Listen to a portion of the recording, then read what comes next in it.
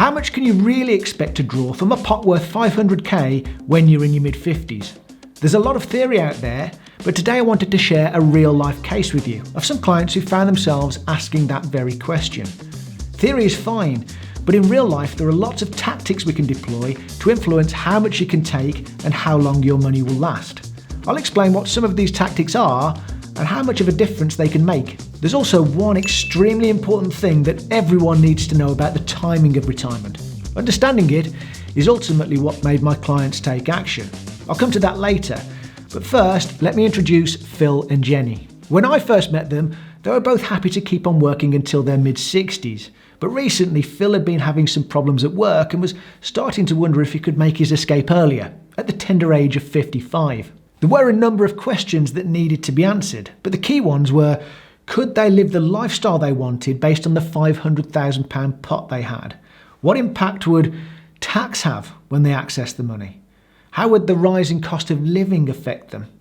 How would they be affected by unwanted events like sudden stock market crashes? And would they have enough for possible future costs like long-term care? To summarise their position for you, both were 55. And although Phil wanted to look at stopping, Jenny wanted to keep working until at least 62 in her part-time teaching assistant role. For that, she received a salary of £15,000 a year. Assets-wise, they had Phil's private pension, worth a little over £500,000, and Jenny's local government scheme, which would pay £6,100 a year from age 65. They also expected to get full state pensions from the state retirement age. As well as that, they had combined savings of around £20,000 in various bank accounts, ISAs of £22,000 each, and their house worth £700,000. The two kids were now both grown up and both were self-sufficient. One of the key factors for Phil and Jenny was that they didn't want to see a reduction in their standard of living, and their total outgoings were in the region of £75,000 a year. That included a mortgage of just under £2,000 a month, which had 5 years left to run on it. So, armed with all of that info, I had what I needed to create some projections. And this is what they looked like. There was only enough money to last for the first 11 years of retirement. After that, there was a shortfall. This was assuming inflation of 2.5%, so their £75,000 target was increasing by that every year. So it looked like Phil and Jenny had a mountain to climb. But at this early stage, you have to look for the low-hanging fruit. Are there any easy ways of trimming the target you're aiming for? To find out, we went back to their expenditure spreadsheet. Their view still was, we don't want to cut things out that will reduce our lifestyle, because otherwise there's no point in retiring. But one area they did identify was their holiday spending. Holidays were costing about £10,000 a year, which generally included at least one long-haul destination. But when they chatted about it, they agreed that the long flights were actually wearing on them a bit, so they thought they could probably reduce that to about £6,000 a year by changing the types of holidays they had. Now, this won't be the same for everybody, but if you can find ways of adjusting your spending without affecting your enjoyment of life, it's a good place to start. Instead of trying to move a mountain, try shifting a few rocks out of the way first. There was another thing I thought we could try, but I didn't know what Phil and Jenny would think. When we discussed it though, they said, well, they were already planning to do it at some point, but thought it would probably be in their mid-60s.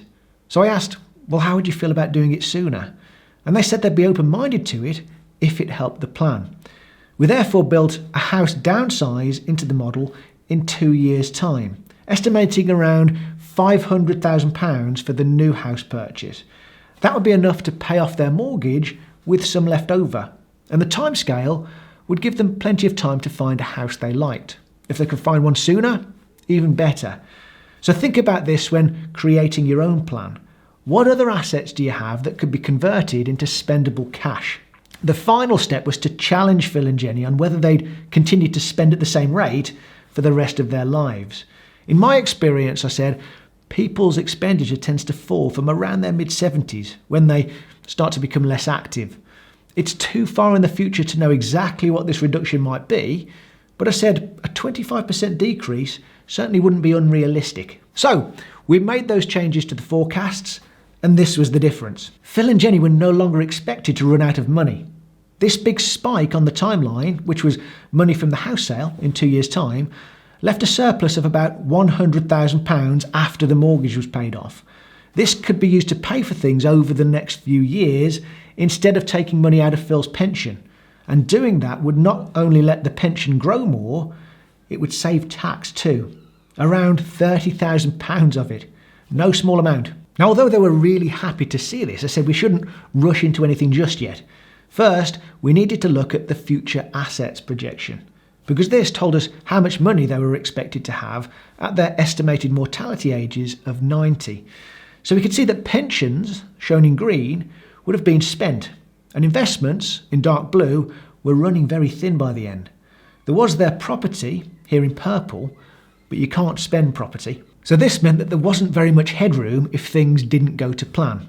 If we had a big stock market crash or the cost of living rose by more than projected, the plan would be in trouble.